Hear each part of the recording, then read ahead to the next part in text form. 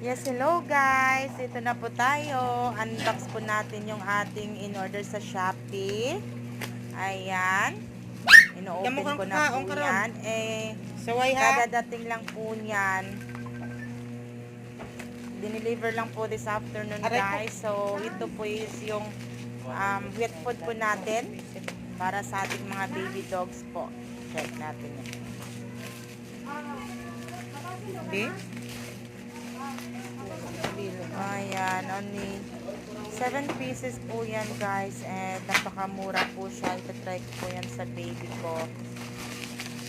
So, check po natin kung makain sila nito. Sana ay magustuhan po ng babies ko.